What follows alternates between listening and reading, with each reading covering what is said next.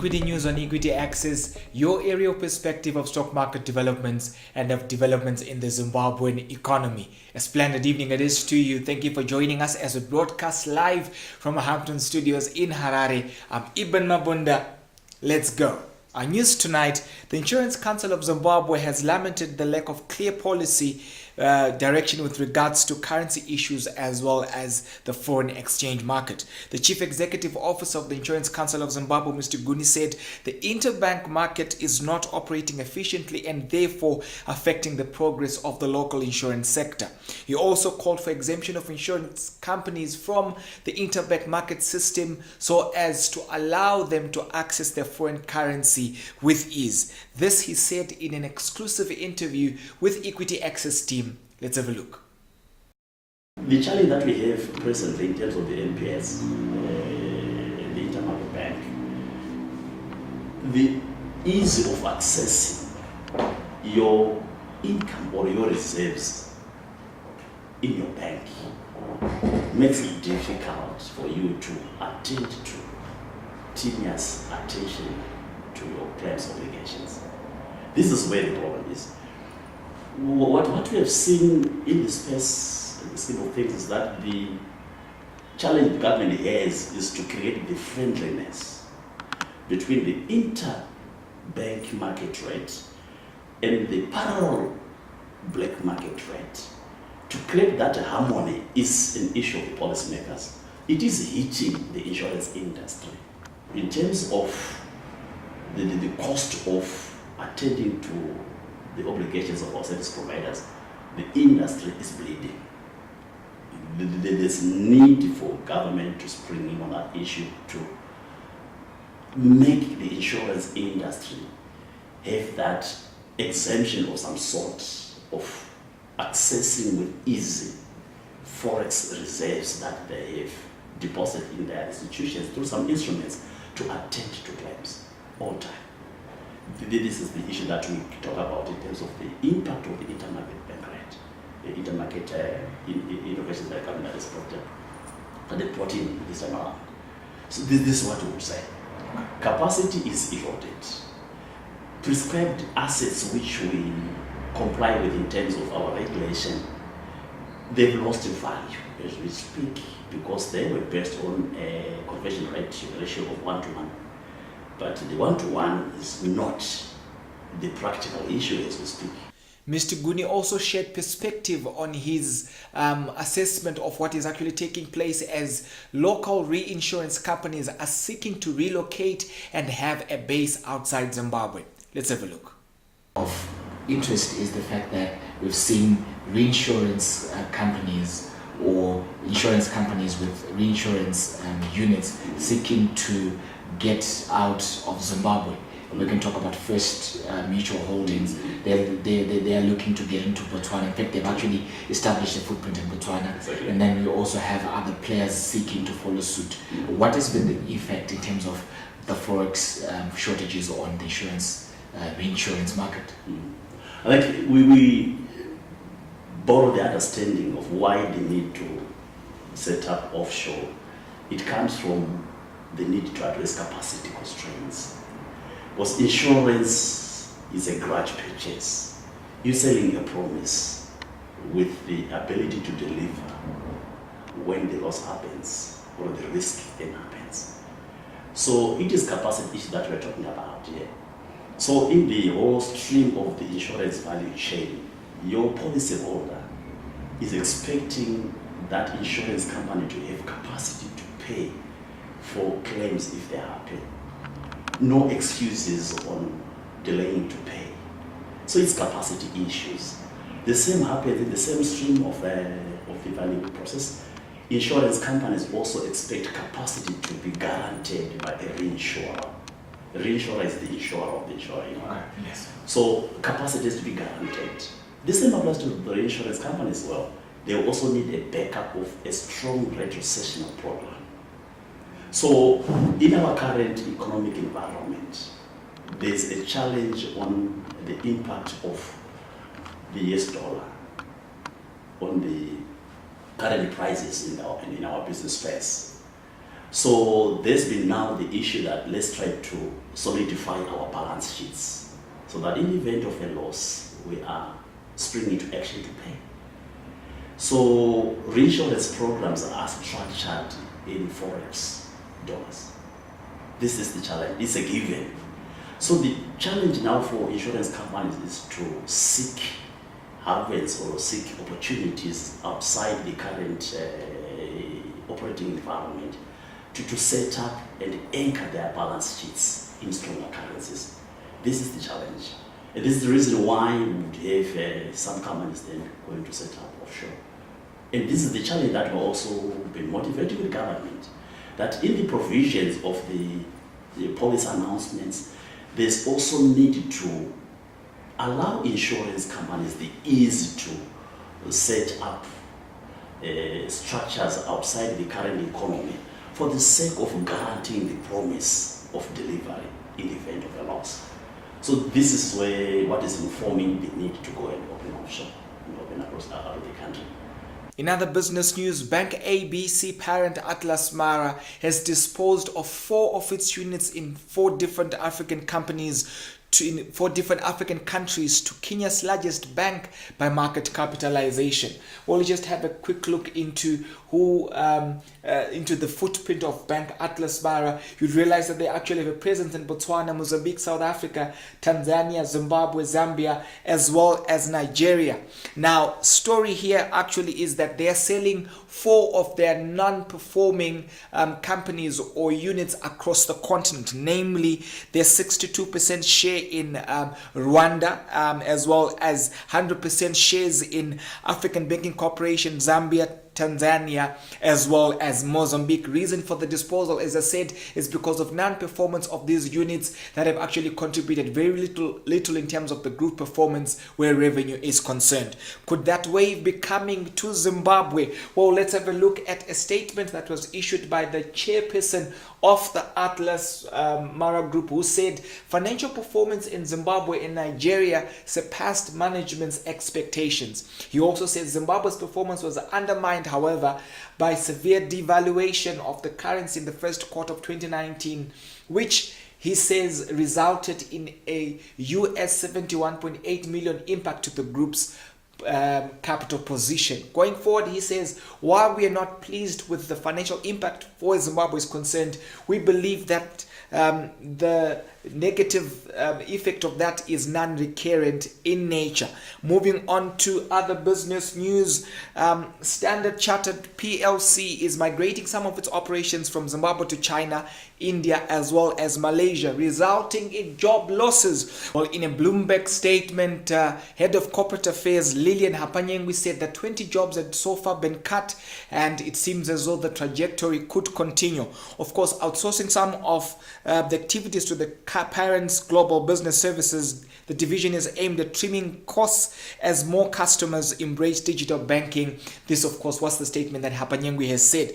The lender will aim to redeploy impacted staff wherever possible, she said, adding that the company has 384 employees in Zimbabwe. Then, of course, Chinese firm Sunny Yifeng Tiles completed the construction of a ceramic tile factory in Norton in a $30 million investment. The factory is set to be the biggest tile manufacturer in Southern Africa, and constructed in just a month. The factory will supply 25% of its produce to Zimbabwe, with 75% supplied across the region. And of course, there are jobs that are to be expected in line with the move. This concludes our news bulletin. Up next is a news review.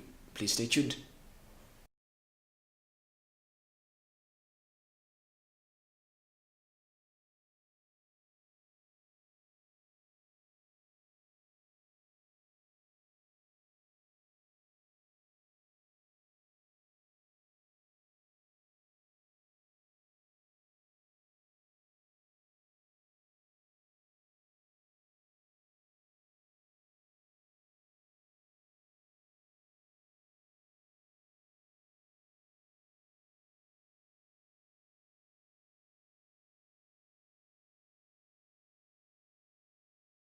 Welcome back, viewers. It's now time for news review, and with me is economist Tinashe Kadu. Tinashe, good evening and welcome to the show. Good evening, Eben. How are you doing today? Fantastic. Yourself? I'm very well. Beautiful. Let's cut to the chase. ICZ, they're saying that there are problems, of course, with the interbank market system in as far as their ability to actually access who are they players within the insurance sector, and a bit of a mismatch there in terms of the dynamics of accessing the foreign currency, as well as being able to service the needs of the insured. Would you want to give us your perspective where that is concerned? If you look at what's happening, especially in the interbank market, I think it's actually an economy-wide problem where players are actually struggling to get the forex to official rates.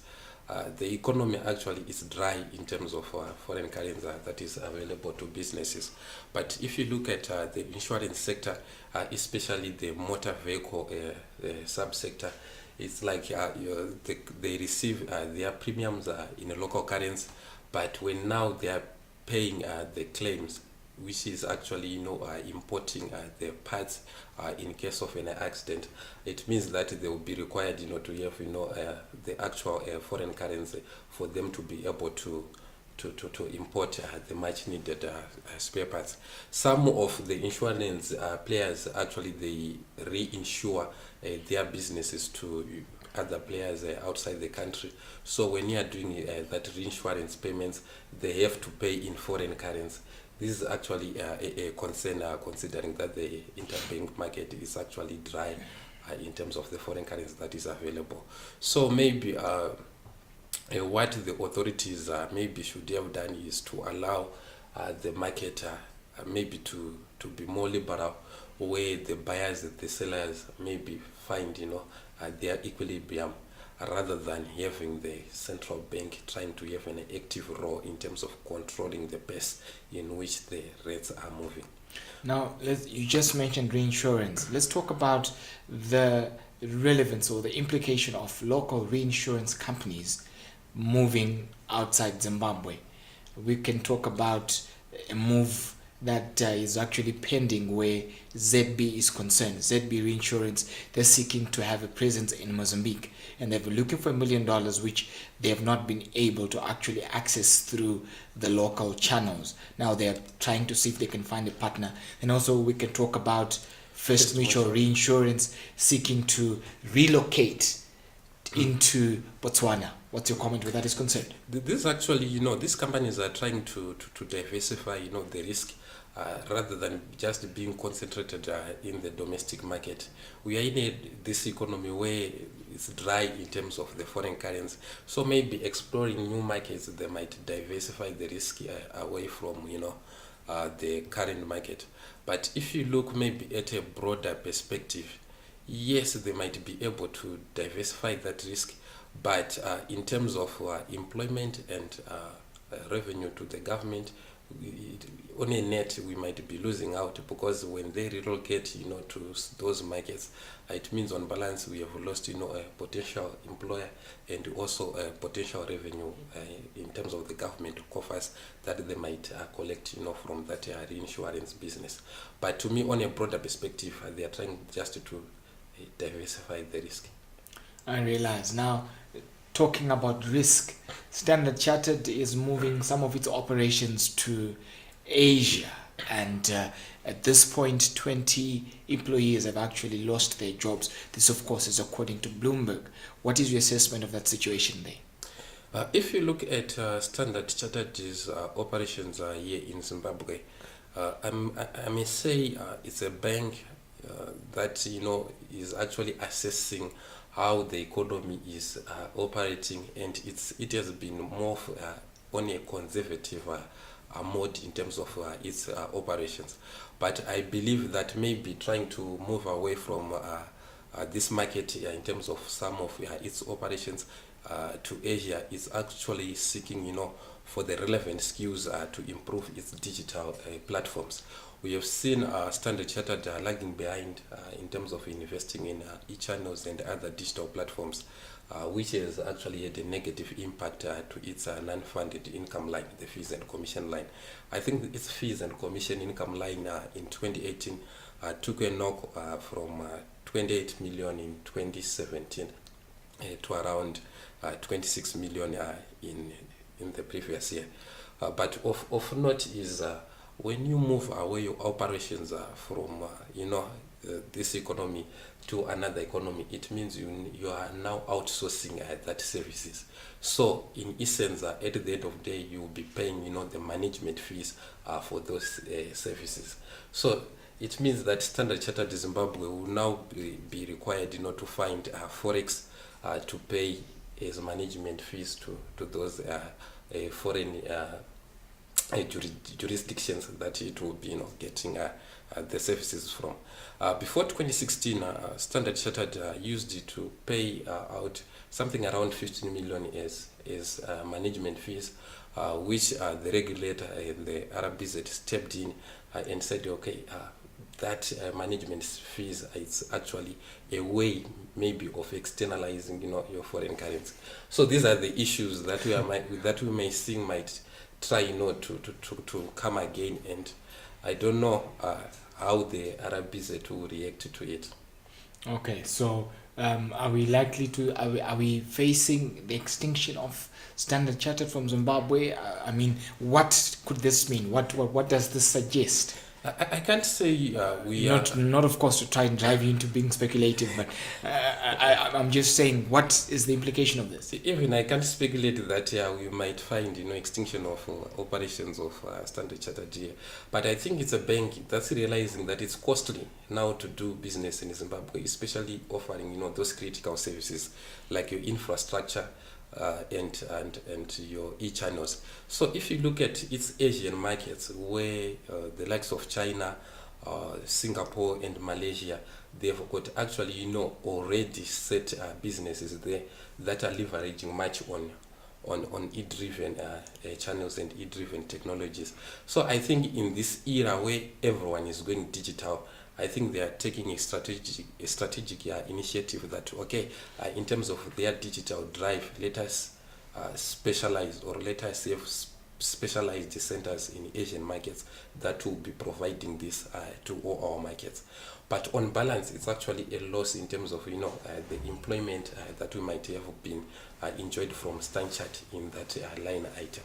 I realize. Moving on to our next story, Atlas MarAa, they're selling its operations outside within Africa, of course, Rwanda, as well as the other countries there, of course, being just to be accurate. You always want to be on point where this is concerned. Now, of course, with that sale, what is the implication of that, and what does this suggest in terms of the movement of the group going forward? First, I think maybe for Atlas MarAa, they are trying maybe to reduce its concentration in terms of the markets it is operating in Africa. If you look at when Atlas MarAa entered Africa, it was a time when most of African countries were enjoying that high commodity prices driven growth. If you look at Zambia at that time, the copper price I think was above your $2,000 per ton for copper.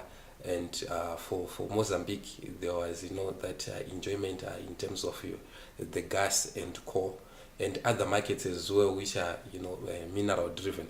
But of lately, we have seen that when these commodity prices took a knock, we have seen those countries, they experienced a slow growth, which is actually affecting the operations or the profitability of Atlas MarAa. Atlas MarAa, when it actually started, when it was listed on the London Stock Exchange, its share price was very valuable, but I think it has lost more than 2,000% to date from the time it was listed. So I think selling those assets, they are trying maybe to recoup some of the investments in those assets. But of importance there is they are finding a taker in the form of your equity, Access Bank of Kenya. So I think that's actually the initiative that's being taken by Atlas MarAa. But they are also investing in another asset, an agro-based bank in South Africa, which I think maybe they are also trying to cement their presence in a larger market in the form of, your number one or your most advanced economy in Africa, where they didn't have, an operational entity there. I realize. Well, then of course there is the development in Norton, where there's been a $30 million investment, and then a plant is established in the space of a month. Potentials with regards to job creation and the like. What is your comment where that is concerned?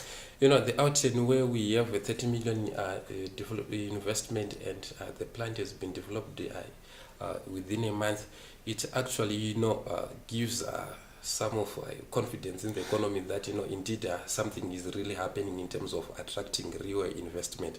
What you've seen before is sometimes we sign a certain deal, but nothing will be fruitful on the ground. In terms of what was actually depriving that, it was our cumbersome laws and even institutions not fully participating in terms of that investment.